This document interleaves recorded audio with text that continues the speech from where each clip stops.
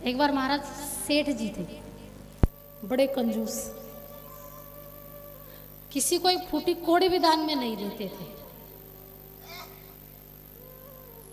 दुकान पर बैठे थे। अब दुकान पर बैठे तो आराम से बैठे थे, पंखा झोल रहे थे। इतने में महात्मा जी आए। महात्मा जी ने कहा, अरे सेठ जी को इस दास की झोली में डाल दो। अब उसने कहा कि कुछ नहीं है, जाओ यहाँ से। बोले इतनी बड़ी दुकान है, कुछ तो होगा। आप अनाज डाल देंगे तो मैं शाम को भोजन बनाकर खूब खाना खाकर सो जाऊंगा, बढ़िया मेरी।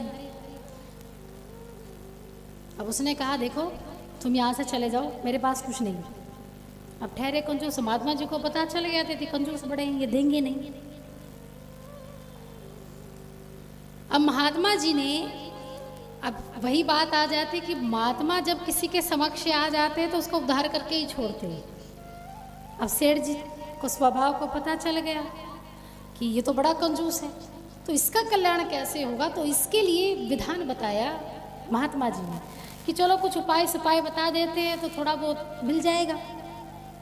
बोले महात्मा जी, सेठ जी, हम आपको कुछ उपाय बताते हैं तो आप पूजा वूजा किया करो, कुछ भगवान का भजन वजन भी हो जाएगा और आपका धेला भी नहीं लगेगा, पैसा भी नहीं लगेगा। तो बोले जल्दी बताओ, लेकिन मुफ्त का बताना, फ्री का बताना, भाई उसमें पैसा ना लगे, ऐसी कोई पूजा बताना। महात्मा जी ने कहा, तो एक काम किया करो, बैठे बैठे मन से भगवान को हर रोज 56 भोग चढ़ाया करो, कहीं जाने की जरूरत नहीं। अब उनको पता था सेठ जी 56 भोग तो छोड़ो, एक खीर का दूध का प्याला भी ना पिलाएं क्योंकि कंजूस। बोले पैसा नहीं लगेगा, बस सोचना है बैठे बैठे। अब सोचने में क्या जाता है, सोचने में तो कुछ भी सोच सकते हैं। महात्मा जी ने पूरा समझा दिया सेठ जी को कि बैठे बैठे सोचा करो कि आज मैंने अपने बिहारी जी को खीर खिलाई, आज मैंने बिहारी जी को 56 भोग खिलाया, आज मैंने बिहारी जी को खिचड़ी खिलाई, मतलब हर रोज नया पकवान। सेठ जी ने कहा, ये पूजा तो बड़ी अच्छी पूजा है, इसमें तो एक पैसा भी नहीं लगेगा। महात्मा जी ने कहा, इससे आपका कल्याण हो जाएगा, उद्धार हो जाएगा, तो लाओ हमारी भिक्षा। सेठ जी ने कहा, इतना उपाय बताने के बाद तुम्हें लगता है हम तुम्हें भिक्षा देंगे? फिर भी सेठ जी ने कहा कि चलो अच्छी चीज बताई है। तो सेठ जी गए, महाराज 4 चावल के दाने लेकर आए, गिनती के 4 लाए और महात्मा जी के झोले में डाल दिया और कहा, महात्मा जी हमारे पास तो यही है। अब बेचारे महात्मा जी तो चले गए। सेठ जी सोचे, बैठे हैं दुकान में, कि ये तो आज बड़ी अच्छी बात पता चली कि भगवान को ऐसे भी रिझा सकते हैं, ऐसे भी प्रसन्न कर सकते हैं। बोले हम भगवान भी रिझ जाएंगे, भगवान भी प्रसन्न हो जाएंगे और हमारा पैसा भी नहीं लगेगा, हमारा धन भी बच जाएगा। तो सेठ जी यही सोचते सोचते घर चले गए। रात्रि को नींद भी नहीं आई। अब नींद इस चक्कर में नहीं आई कि कल भगवान को क्या खिलाएंगे, स्वप्न में मतलब सोच सोच कर क्या खिलाएंगे। तो सेठ जी ने सोचा कि भगवान को खीर खिलाएंगे। क्या खिलाएंगे? खीर। आए दुकान पर, दुकान खोली अगरबत्ती धूप बत्ती की। अब बैठ गए कुर्सी पर कि आज तो भगवान को खीर खिलानी है। क्या खिलानी? खीर। बैठ गए कुर्सी पर, सामने ठाकुर जी बैठे हैं और स्वप्न में यानी कल्पना में ही सेठ जी रसोई में पहुंच गए हैं। दूध उबाला, चावल डाले हैं और खीर बनाई, कड़छी चला रहे हैं कल्पना में। न चावल खरीदने पड़े, न दूध खरीदना पड़ा, खीर बन गई।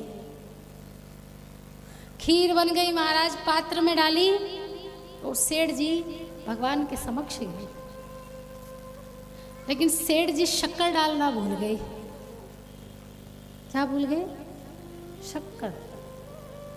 अब खीर तो मीठी ही अच्छी लगे, शक्कर डालना भूल गए। अब सेठ जी मन ही मन में कहे, अरे ये तो शक्कर डालना भी भूल गया।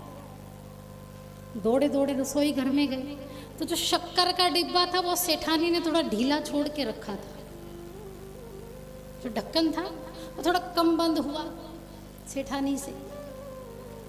अब कल्पना चल रही है, ये सचमुच का नहीं। अगर सचमुच का होता तो सेठ जी को हार्ट अटैक आ जाता अब तक तो। अब सेठ जी बैठे बैठे सोच रहे, शक्कर का डिब्बा लेकर आए और जैसे ही शक्कर डालने लगे, महाराज 2 चम्मच ज्यादा हो गई। क्या हो गई? 2 चम्मच ज्यादा। सेठ जी का तो कलेजा आ गया बाहर। तो सेठ जी कंजूस, तो खीर में से ही शक्कर निकाल रहे हैं। खीर अब स्वप्न में, कल्पना में चल रहा है ये। खीर में से क्या कर रहे हैं? शक्कर निकाल कर वापस रख रहे कि कल काम आएगी। आज ज्यादा हो गई है, कल भोजन बनाएंगे, कल काम आएगी। और जैसे ही सेठ जी शक्कर निकालने लगे तो साक्षात बिहारी जी प्रकट हो गए। बोलिए बाके बिहारी लाल की। बिहारी जी प्रकट हुए, सेठ जी का हाथ पकड़ लिया। बोले अरे भले मानुष, सचमुच का तो कभी भोग लगाया नहीं, और सपने में भी 2 चम्मच ज्यादा हो जाती तो तेरा क्या चला जाता है? कल्पना में ही तो 2 चम्मच ज्यादा होनी थी। जैसे सेठ जी की निद्रा खुली तो सामने सच में राधा रमण जी थे।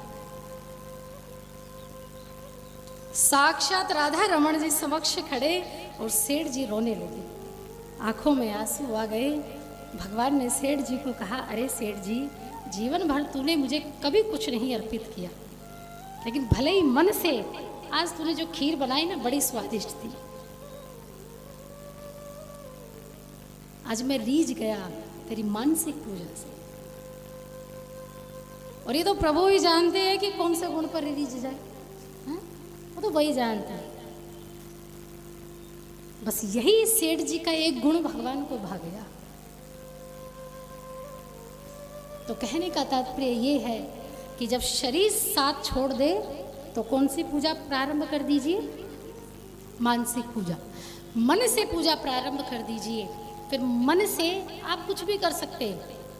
वृंदावन जाओ, अयोध्या जाओ, प्रयागराज जाओ, बद्रिका धाम जाओ, कहीं भी जाओ। और मैं कहूँ, शारीरिक पूजा में भेद हो सकता है, लेकिन मानसिक पूजा में कभी भेद नहीं हो सकता। ये पूजा आपको बिठे बिठाए भगवान से मिला देती। एक टक नज़र भगवान पर रखिए और फिर दूसरी तरफ देखिए, वही भगवान आपको दूसरी तरफ नजर आएंगे।